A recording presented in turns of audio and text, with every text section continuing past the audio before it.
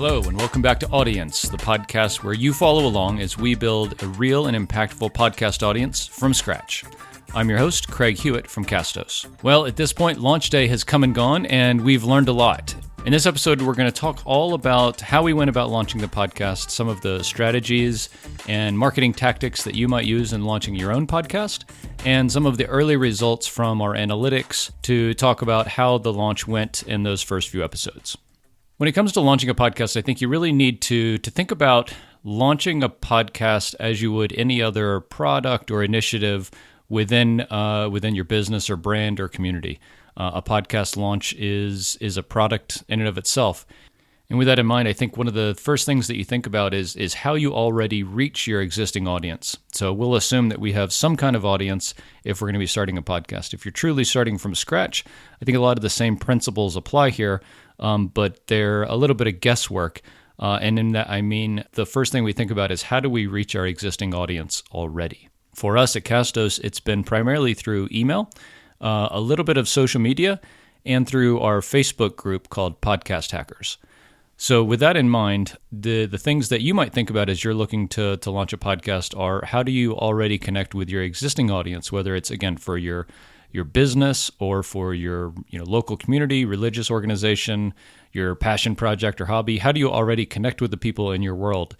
For a lot of people, this is some kind of digital or virtual environment, email, social media, online communities, things like that. In-person events always plays a big role in more local focused kind of brands and topics. So again, a religious organization, a sports community would be much more kind of geographically focused, and so in-person events might play a bigger role here. Also things like networking events if you're really like in a B2B space. From there, the choice of, if you're talking specifically about social media, I think the choice of social media platform plays a big role. Things like Twitter maybe are more lean more towards the technical crowd, things like startups and online business and things like that. Facebook is pretty ubiquitous. I think a lot of people hang out on Facebook, whether we like Facebook or not these days. Facebook is something that can apply to everybody in our view. And then things like Pinterest and Instagram are, by their nature, much more visually based, and so are really good for things like travel and food bloggers and maybe more lifestyle brands. Email marketing has been somewhere that we've always focused a lot just because it's one of the very few things that you own and control almost entirely.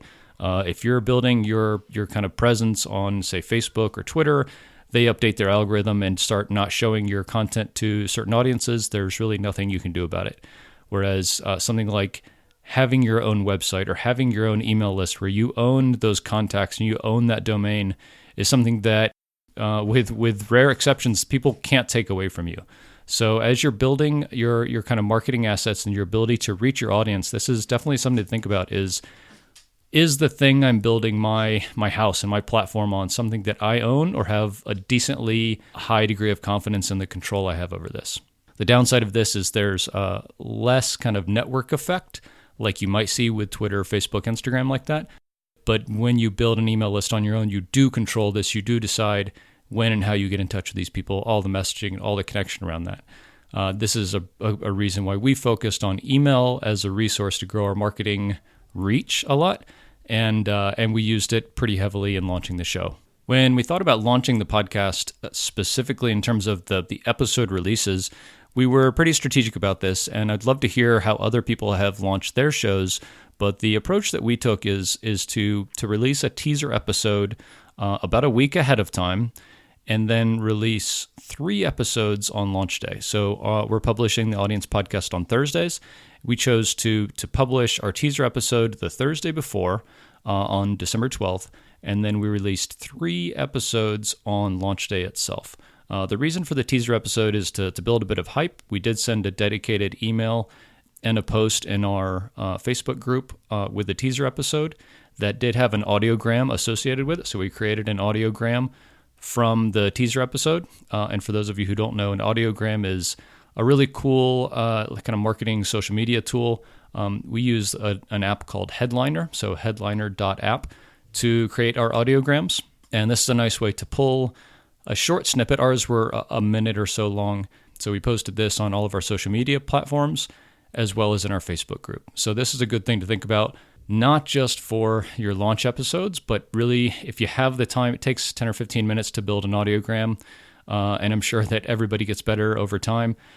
This is something that I think is a really good marketing tool for you to use as you're looking to market your podcast, specifically on social media channels. So check out Headliner if you haven't already.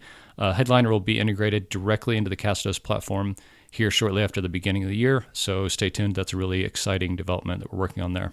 So in terms of launch episode scheduling, we had our teaser episode go out on December 12th. The regular episodes went out on the 19th, and we did have 3 of them. You might ask, why 3? Why not 1 or even 2? The reason is when I think about launching a podcast, I want to have a little bit of variety in format and topic and kind of angle on the subject that I'm going to be talking about for the podcast as a whole. So what you don't want is to have 2 or 3 episodes all in the same format, talking generally about the same aspect of your topic. And so we tried to have as much variety as we could in these launch episodes.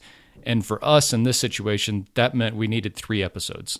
So the first episode was talking all about the who and the why of your podcast. So why are you podcasting? Who is your target audience? These are really fundamental questions that we want to answer. The next episode was all about kind of gear and setup, so podcasting mics and RSS feeds and hosting providers and editing tools. And these 2 episodes were just me talking in terms of format, so they were kind of a monologue, but they also were very kind of how-to in terms of format. So a lot of advice, a lot of tactical things like this. This didn't really have a lot of variety, right? The format was the same, the style of the episodes was really the same. And so we wanted to mix it up a little bit and give folks a taste of something different in their launch group of episodes. And we did this with an interview. This is a really highly produced interview where I did the interview and then went back and added commentary around the most interesting segments. So the episode ended up being about 25 minutes, but this was from an interview that was about 40 minutes kind of in raw length. I can tell you these episodes take a lot longer to produce than a conventional interview where it's just a really naturally flowing dialogue. But I think they're really appealing to listen to and sound really neat. We had a lot of dynamic effects and things like that. So this might not be the format you would choose for your first podcast episode. It is pretty intimidating to do, much like a monologue like this is really hard to do. I've been podcasting for 4 years, and this still takes me a very long time to record a 10 or 15 minute monologue like this, just because it's not really natural for us to sit and stare at the microphone and record something perfect every time. And on that line, I would say, make sure anytime you're recording a podcast, give yourself some leeway and some grace and say, look, I'm going to edit this later.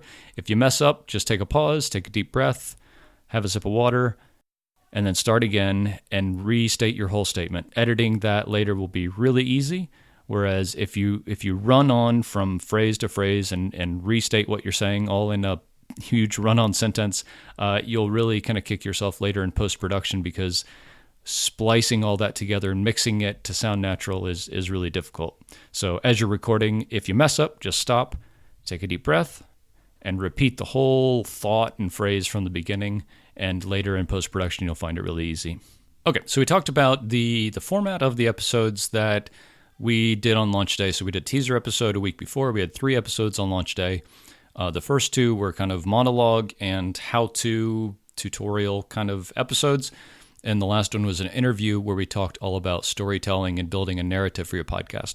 We did that because building a story and a narrative and a story arc, as the folks from Pressboard Media talked about, is super important to building the content that people really want to follow, and it becomes viral, and they share it and they talk about it at the water cooler at work.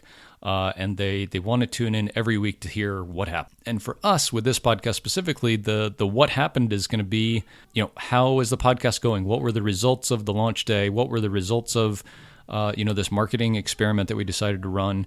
And so that's what we're going to jump into a bit now, is kind of what were some of the old early results. But before we get into that, I want to talk about how we went about marketing this. We talked about the channels a little bit and the content that we released on the launch day. Now we'll talk about specifically for us how we went about marketing this on launch day. So the teaser episode went out on December 12th. We sent a dedicated email for that on that Friday, as well as a post on our social media channels and in our Facebook group. On launch day, we did the same thing. with a dedicated email to our list, a post on our Twitter and Facebook pages, our feeds, and a post in our Facebook group, Podcast Hackers. In terms of resources that we have available to us, I think one of the questions is, Castos podcast company, of course, it's easier for them to launch a podcast with a bunch of listeners. I am just starting out, or I don't have a huge audience or anything like that. The results that I should expect to see are not the same as they would see. So I'll give you a little context about kind of what kind of assets we have that we're playing with. So in terms of email, we have about 6,000 people on our email list, which is, I think, a moderately sized email list. I know plenty of people with tens and hundreds of thousands of people on their email list. That's a very different kind of tool than we have. And in terms of social media, our Facebook group, Podcast Hackers, has just under 1,000 members in it. And I think it's pretty active. It's a place we're going to be focusing a lot here with the podcast to create a community and dialogue around the topics that we're discussing here in the Audience podcast. But 1,000 people is a pretty good place to start there. In terms of regular social media channels, we get about 400 views on our Facebook page a month. And on Twitter, which is our only other active social media channel, we have just under 300 followers. So we have a lot of room to improve here on social media. It's not somewhere we've focused a lot, but it is somewhere that we're going to be exploring here going forward, is our kind of organic social media channels. And I say organic because I want to differentiate that from paid social media traffic. So we will be experimenting with promoting posts and advertising this podcast on Facebook and Twitter, but that's not the same thing as us posting something to our Facebook page or our Twitter feed and people seeing that organically, coming over and listening or subscribing to the podcast. So now I wanted to talk a little bit about the analytics from the podcast. So we had our teaser episode, and then we had the 3 episodes on launch day. And in the spirit of transparency, which is a big part of what this podcast is all about, we wanted to share some of the numbers after just a few days after launch here. Kind of give some time frame around this, because typically as you're talking to sponsors, they will want to hear the numbers for your podcast between 4 and 6 weeks after each episode has been launched. This is very short in that kind of time span. We're just a few days, not even a week after launch as I'm recording this, but I wanted to give some numbers around that for folks to listen to. So for our teaser episode here today, again, this is for the teaser episode, it's been about a week and a half. We have just under 300 listens for the episode. Each of our launch episodes is just under 200 listens per episode. So we're definitely seeing a bump on the launch group of episodes relative to the teaser episode, especially since the teaser episode has been out a whole week more than the launch episodes. But we are really starting from scratch with this. As I look at our analytics, I'm humbled by kind of where we're starting. We have not done a ton of work in terms of marketing. I think you can really build up a really big buzz around launching a podcast, and you can do a lot of things like a contest or a giveaway, or specifically gather people's email addresses just for the podcast. We emailed our whole list, which I mentioned is about 6,000 people. And the conversion rate, I guess, that we're seeing on that is if we have an email list of 6,000 and we're getting 200 subscribers at this point, that's only about a 3% conversion rate. So that is not something that we're thrilled with, and we're going to be working very hard to improve that here going forward. But we have to start somewhere. And I think that's an important lesson for us all, is to say, like, okay, I want to start a podcast, but a lot of folks who are wanting to start a podcast, here at the end of 2019, it can be really intimidating, because there's a lot of really good podcasts out there that are very successful already, especially as you get into the more kind of mass market niches. I think, going up against Joe Rogan and some of these true crime podcasts is really intimidating. So you might want to say, oh, I want to start a podcast. I really have a passion for this one thing.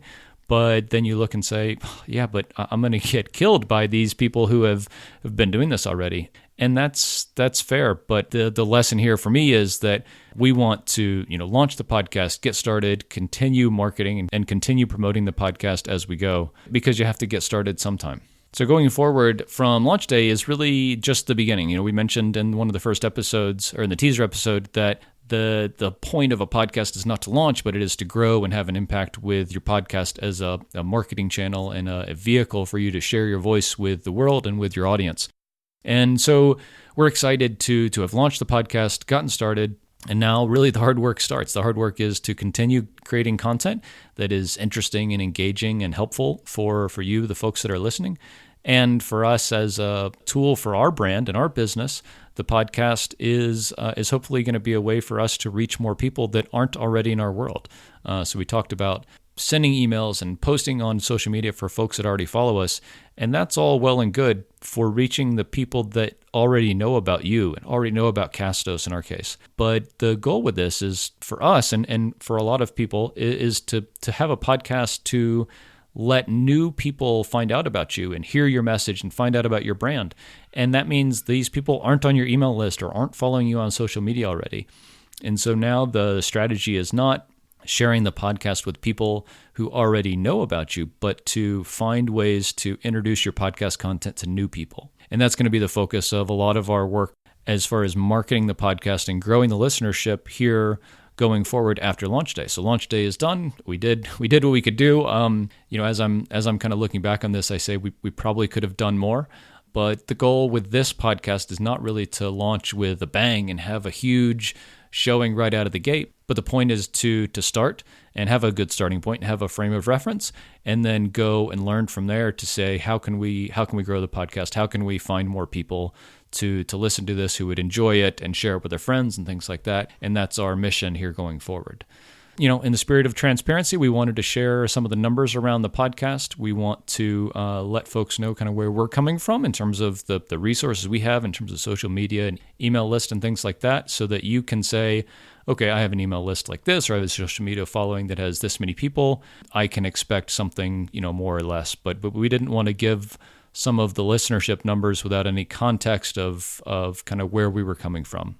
If I'm honest, I think this is a really humble beginning for us, which is kind of good and bad. It's good because we have a lot of room to improve. We have a lot of upside in terms of our audience. I would have liked to have, 1,000 listeners or something here in the few days after we launched, but that's not what we have. We have about 200 listeners per episode for our launch group, and we're going to be working hard to grow that here going forward. So I hope this is interesting and informative and a little inspirational maybe for folks who are just starting a podcast or have one that's already going.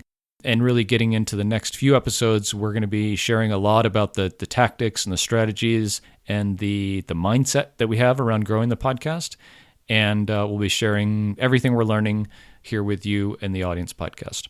If you're enjoying the show, our ask is to share it with somebody who you think would enjoy it as well. So our goal here is to share a lot of really great information. And if you think we're doing that, please share this podcast with a fellow podcaster that you know who you think would enjoy it as well. Show notes for this episode can be found at audience.castos.com. Thanks so much, and we'll see you next time.